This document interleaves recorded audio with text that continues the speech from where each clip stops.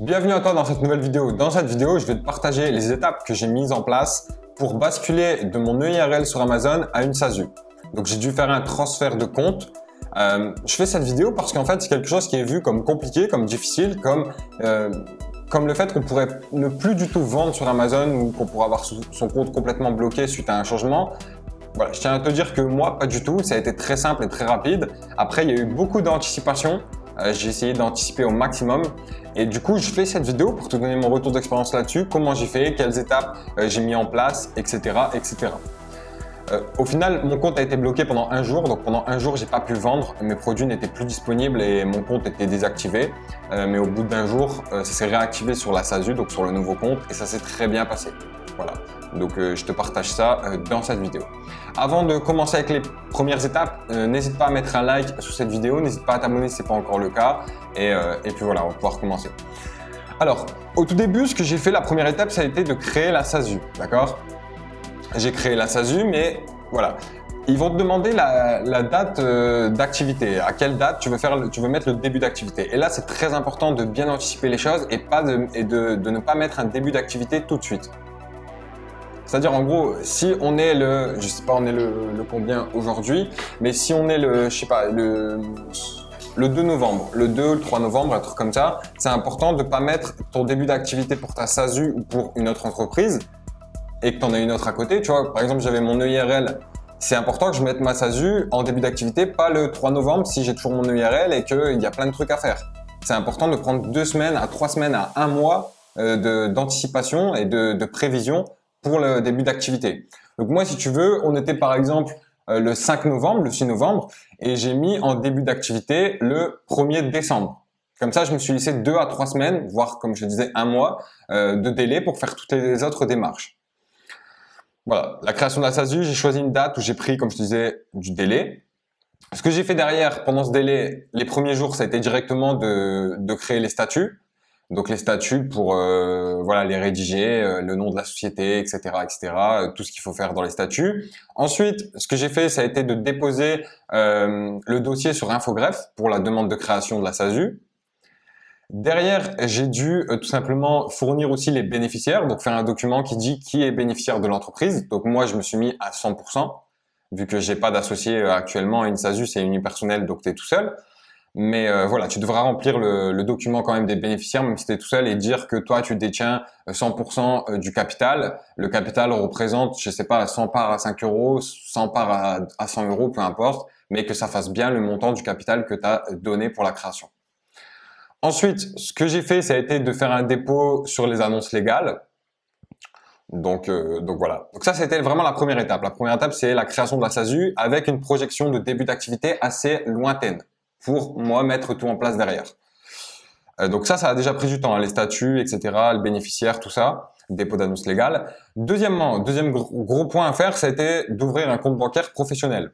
Là, je me suis rendu tout simplement sur Conto. C'était la banque que j'utilisais pour mon EIRL. J'en étais satisfait. J'ai pris la même banque du coup pour ma SASU.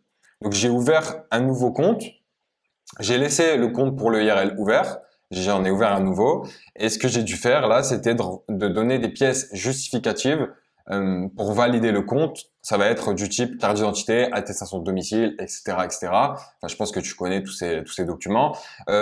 Petits tips pour l'attestation de domicile que j'ai quand même galéré à donner parce que je me suis fait refuser plusieurs documents. Voilà, c'était pas simple dans la situation que j'avais actuelle. Et ce que j'ai fait, c'est que j'ai été sur Engie, donc un fournisseur d'énergie. Tu vas sur le site, tu te connectes. Et en fait, sur le site, tu as directement un petit onglet qui va être écrit attestation de domicile. Tu cliques dessus, tu as l'attestation avec ton nom, ton prénom et où tu habites. Tu l'envoies derrière sur Conto et ça a été validé de mon côté. Petit aparté pour Conto, si tu n'as pas encore souscrit à cette banque et que tu souhaites prendre Conto, justement, j'ai un lien qui te permet de gagner 10 euros dès la création. Donc, si tu veux justement gagner 10 euros une fois que tu ouvres un compte chez Conto, tu as un lien en description de cette vidéo. Donc voilà, j'ai donné toutes les pièces, etc. Ensuite, j'ai dû faire le dépôt de capital. Donc le dépôt de capital, ça a été de faire un virement bancaire de mon compte personnel vers le compte professionnel de la SASU. D'accord? J'ai viré le capital, donc un virement bancaire, tout simplement. Suite au fait que j'ai viré le capital, Conto m'a envoyé un document. Ce document, c'est un certificat de dépôt pour dire, en gros, on a bien reçu le dépôt de capital. et que c'est OK. Derrière, je continue les démarches sur Infogreffe avec le CABIS, etc. Donc, je reçois le CABIS, donc du tribunal de commerce de la ville qui est rattaché où tu habites. Une fois que tu as le CABIS, tu vas devoir l'envoyer à Conto, donc sur la banque. Tu vas leur envoyer le CABIS tout simplement, et eux, ils vont te faire derrière un virement du capital. Ils vont te rendre l'argent de ton capital. Parce qu'en fait, ce qui se passe, c'est que quand tu mets ton capital sur la banque, eux, ils le prennent, donc t'as rien. Et une fois que tu leur donnes le CABIS et que c'est validé avec le bon dépôt, etc., avec la bonne somme, ils te refont un virement sur ton compte professionnel. Donc, tu reçois ton capital à nouveau. Donc ensuite, ça se valide, donc ça sera OK pour ça, le compte sera validé. Derrière, ils vont te dire, on va vous envoyer une carte bancaire. Donc la carte, elle est en train d'être arrivée, elle va arriver, etc. Une fois que tu reçois la carte, donc ça prend du délai. C'est pour ça que je te dis, c'est super important de bien mettre un début d'activité lorsque tu crées ton entreprise avec une projection de 3 semaines à 1 mois, parce que tout prend du temps, hein. Même le dépôt de capital, le fait qu'ils valident, que tu reçoives ton CABIS, etc. Ça prend vraiment du temps. Donc vraiment, faut mettre du délai, c'est très important. Donc derrière, ce que je disais, c'est que tu reçois la carte bleue. Pour l'activer, tu vas devoir aller dans un distributeur et faire un retrait ou aller dans un magasin payer avec. Ça va l'activer justement. Et une fois que ta carte sera active, tu pourras, tu auras un compte qui sera complètement actif sur Conto. Derrière, ce que j'ai fait, c'est qu'on arrive, on va être fin du mois, on va être le 28-29, quelque chose comme ça. J'envoie un premier mail à Amazon pour les alerter qu'il va y avoir un changement qui va se passer.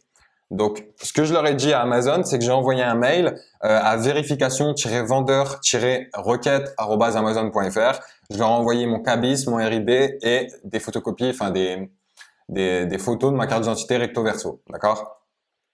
J'ai envoyé un mail où je disais voilà, je souhaite transférer le compte du seller central sur cette nouvelle société. Si tu veux, je te mettrai un exemple du mail à envoyer dans la description de cette vidéo. Donc c'est important aussi d'envoyer le mail à Amazon avec la même adresse dont tu disposes le compte sur le seller central, de garder quand même la même adresse pour que eux ils soient pas perdus et qu'ils voient bien que voilà, c'est ce compte-là, c'est l'adresse de ce compte et c'est la même. Il faut bien garder la même adresse. Je pense que c'est très important. Je l'ai gardé, je l'ai pas changé, mais je pense que c'est important de garder la même quand même. Donc déjà, ce qui va se passer, c'est qu'ils vont t'envoyer une réponse automatique pour te dire on a bien reçu le premier mail. Donc le mail où tu leur dis avec le RIB, etc. Je veux faire un changement. Tu as une première réponse qui est automatique et ensuite tu vas avoir un deuxième mail. Et sur le deuxième mail justement que j'ai reçu, donc ça c'est plus une réponse automatique, c'est un mail qu'ils ont dû écrire selon ce que je leur ai envoyé. Ils m'ont dit, cher client, nous avons bien reçu votre demande de modification d'entreprise enregistrée sur votre compte. Répondez à ce message et fournissez les informations répertoriées ci-dessous pour nous permettre de répondre à votre demande. Donc, ce qu'ils m'ont demandé, ils m'ont demandé la raison de la modification de l'entreprise enregistrée sur le compte Amazon, la relation entre l'entreprise actuelle et la nouvelle entreprise. Donc, moi, la relation, ce que j'ai mis, c'est qu'au final, c'était moi le propriétaire des deux. Donc voilà, d'un côté j'avais une entreprise physique et d'un autre j'avais une entreprise morale et la relation c'est que les deux m'appartenaient. Ensuite ils vont te demander le nom, y compris l'entité juridique de la nouvelle entreprise que vous souhaitez enregistrer. Par exemple, tu dois dire déjà tu donnes le nom de ta nouvelle société et dire si c'est une SARL, une SASU, etc., etc. Ensuite tu confirmes que l'entreprise continuera d'exister. Et ensuite, tu dois aussi confirmer tous les bénéficiaires effectifs de l'entreprise actuelle. Voilà, s'il y a plusieurs bénéficiaires, tu dois le dire. Moi, il y avait moi seulement, donc j'ai confirmé que c'était moi. Confirmer le siège social de la nouvelle entreprise. Confirmer tous les bénéficiaires effectifs de la nouvelle. Il fallait justement pour confirmer les bénéficiaires effectifs de l'entreprise actuelle. Ensuite, le siège social et les bénéficiaires de la nouvelle entreprise. Donc, j'ai répondu à tous ces points. Très très rapidement, j'ai répondu directement. Et une fois que j'ai répondu à ça, en fait, ce que j'ai fait, c'est que j'ai pris le devant. J'ai été sur le seller central, donc sur Amazon directement. Quand tu vas sur le seller, tu as l'onglet messages, aide, paramètres. J'ai été sur l'onglet paramètres, info sur le compte. Et là, je me suis rendu directement sur information d'identité. Tu as ça dans renseignements commerciaux. J'ai cliqué dessus et j'ai fait tout simplement transférer le compte. Tu vas avoir un message qui va te dire si vous souhaitez transférer l'entreprise, modifier le nom, le numéro d'immatriculation de votre entreprise et le nom, etc., etc. Vous essayez peut-être de transférer, vous cliquez sur transférer sur le compte. J'ai cliqué transférer le compte. J'ai cliqué sur transférer le compte.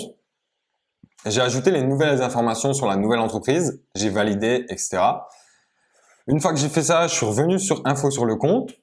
J'ai été modifier les informations sur le paiement. Donc, modifier les informations sur le compte bancaire. Ça va être sur quoi je vais être prélevé quand ils vont prendre de l'argent sur mon compte. J'ai modifié les informations de mode de règlement. Donc, quand ils veulent m'envoyer de l'argent, j'ai dû envoyer mon nouvel RIB. Donc, le nouveau RIB pour la nouvelle société, pour avoir directement les nouveaux paiements, virer directement sur mon nouveau compte.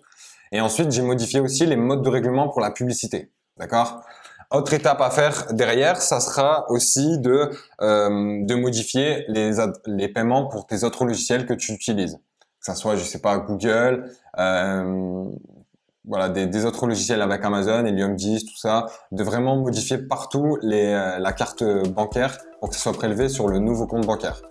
Pour pas que tu aies encore des nouveaux retraits sur la société qui doit se fermer, tout simplement. Et voilà, c'est toutes les étapes que j'ai respectées. Suite à tout ça, suite au fait que j'ai envoyé un message à Amazon le 28-29, quelque chose comme ça, je te disais, ils m'ont rendu réponse, j'ai fait le transfert sur le seller le jour même, donc ça a été le premier à la date du début. Et derrière, en fait, ils m'ont envoyé un mail comme quoi ils me disaient, nous avons bien reçu votre demande de transfert de compte, nous avons désactivé votre compte, voilà, temps de faire les vérifications. Donc ils m'ont désactivé le compte, ça a duré un jour seulement. Je pensais que ça allait durer beaucoup plus longtemps que ça, mais en fait ça a duré un jour seulement. Et le lendemain à 10h, ils m'ont envoyé un mail pour me dire que mon compte était validé et que mes produits étaient à nouveau en vente sur Amazon. Voilà. C'est pour te dire que ça a été très rapide. Or, je me suis inquiété un petit peu parce qu'en fait, quand je me connectais et au moment où ils m'ont dit que mon compte était désactivé, j'allais sur mon compte, c'était écrit en rouge, réactivez votre compte. Je cliquais sur réactiver le compte et en fait, ce qui se passait, c'est qu'ils me demandaient quelque chose suite à une contestation. Et moi, je leur ai répondu tout simplement que voilà, le compte était désactivé parce que je changeais de société. J'ai bien envoyé tous les documents, j'attendais les réponses. Et puis voilà, après j'ai attendu, comme je te disais, le lendemain, ça a été validé et nickel. Voilà, c'était juste pour te donner ce petit retour d'expérience avec ça. Peut-être que toi, tu te poses des questions là-dessus, tu sais pas comment faire. C'est pour ça que j'ai fait cette vidéo, c'est pour t'aider. J'espère que ça t'aura plu, que ça aura pu te servir. Et si c'est le cas, n'hésite pas à me mettre un like sous cette vidéo, à t'abonner si ce n'est pas encore fait et à me dire merci en commentaire si ça t'a servi. Voilà. J'espère que ça t'a plu. Je te dis à la prochaine pour une autre vidéo. Ciao!